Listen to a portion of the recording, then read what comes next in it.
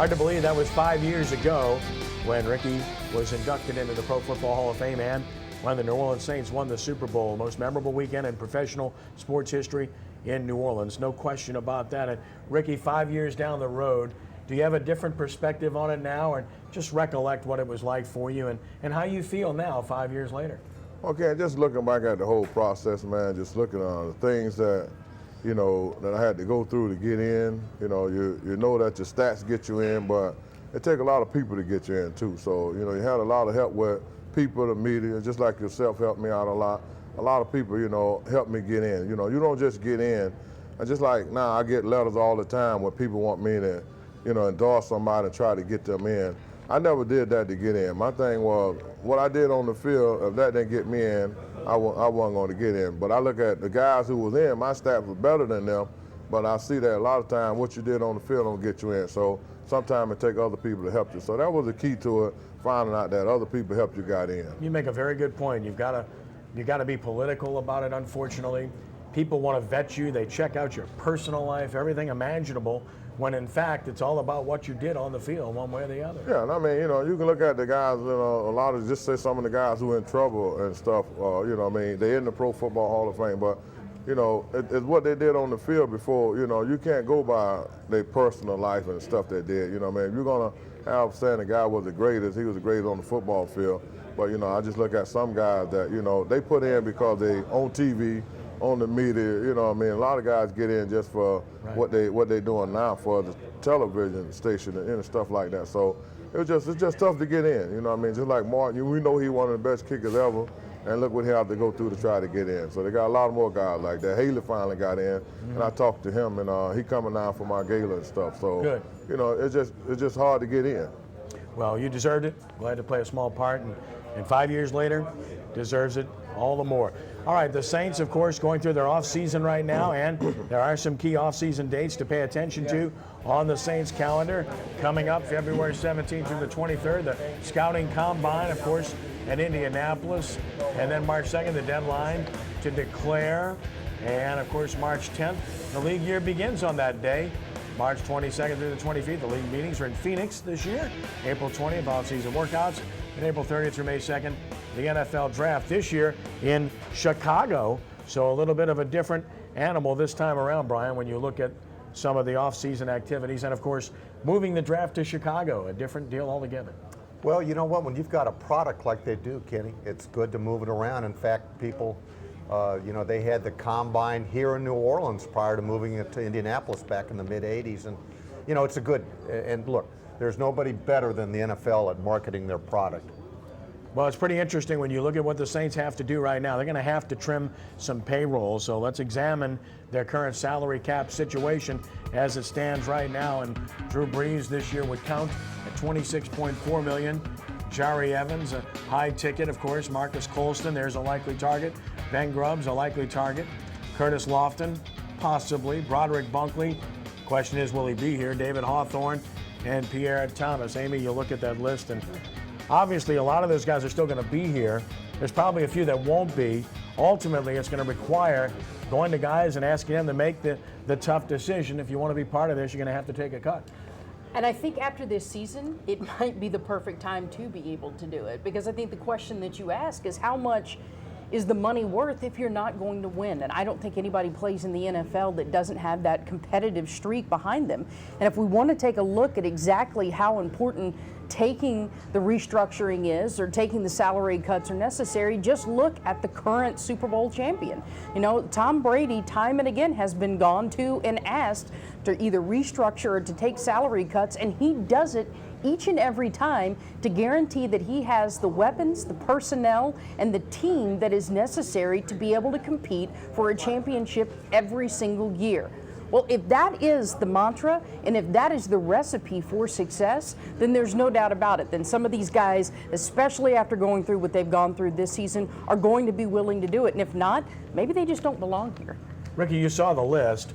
Is there anyone on that list you think that might not be here? And then you got both starting guards on that list being paid very highly, in Evans and Grubbs. Do you think both of them will be back? Well, I mean, they're two good guards, but I mean, from the record and like Amy was saying, what the Saints did on the field, all those guys on that list, need to, be considerate of taking a pay cut. I mean, at least getting stuff deferred back to later years on their life. So my thing is to see that kind of salary and see what you're getting out on the field, it don't match up. Brian, your take on this list and what could be done when you examine that? Well, Drew Brees just got his base salary guaranteed, and it's a pretty big penny. I thought one of the most interesting comments that we've heard from a Saint, either official or player this offseason, when someone from the Baton Rouge Advocate asked Drew at the Pro Bowl, or I think it was at the Pro Bowl, would you consider restructuring or taking a pay cut? And his response was, I'm not going to answer that question. Yeah. Fair enough, but it certainly didn't give you the feeling that he's willing to work or cooperate, and I agree totally with Amy. In this day and age, you need to get people who do want to work within the framework to better your football team, and that's what this is all about. Mickey Loomis saying at the one availability that was given with him to the media that the Saints are actually in better shape right now at this time than they were a year ago in terms of the cap, Brian. Kenny, I know he says that, and I know that Mickey Loomis can do wonders with numbers. There's no doubt about it. He's a magician. But when you look at the roster bonus, the money that's supposed to be paid out here in the coming month, we haven't even mentioned $12.5 million roster bonus for Junior Gillette. He's got legal problems that he's facing right now. That's going to be a huge decision coming forward. That's a lot of money to be paid out. Not to mention you've got an owner who's locked in tremendous big-time litigation right now. So, you know what? This is going to be an interesting 2 and 3 months, maybe all the way into the summer. Yeah, let's hope this isn't 2012 Yeah. all over again. Yeah. Now, the other thing that's still up for grabs and still to be decided, the coaching staff and what it's going to look like finally, and the turnover that continues to take place as they retool things, Brian. And now some of these things have not been confirmed by the Saints, Right. but we know that this is obviously going to happen. Dennis Allen's coming here. We know that. He's here already. Joel Thomas most recently reported by Sports Illustrated to be the running backs coach, which means they displace their current running backs coach, who might take over as the tight ends coach because Terry Malone's gone, and then, of course, Henry Ellard, and you go down the list with Coach Curtis, Coach Sheridan, all gone. So they're not finished yet. No, and you know what, the thing that we can maybe draw a conclusion, at least again from the reports that we're getting, is that first off, I think Dennis Allen is a great pickup. I'm glad he's here and not somewhere else. He can help this staff, especially on defense. But it looks like they're getting younger and faster and stronger, if you will, and that's important. And obviously, it's something that Sean Payton and Mickey Loomis want to address with their staff. And Ricky, it seems to me that when you're about a decade in, which the Payton-Loomis regime is, you kick the tires a little bit because if you go back to 2012, you've now had a couple of losing seasons in the last 3. So clearly, it looks like they feel like they have to get younger and make some changes to try to refresh this organization. Well, I mean, you can get younger, and that don't make you win ball games. What they got to do is get great football players over there, and that ain't what they've been doing lately. So, I mean, you get 1 or 2 guys can play here and there, but for the team, you don't have good enough guys that compete with the teams like Seattle and win the Super Bowl, and that's what the Saints need to get back to, getting some great ball players over there. Amy? Well, and actually, if you don't mind, I actually have a question for you. I think that a lot of people put so much pressure on the head coach and usually the offensive coordinator, defensive coordinator.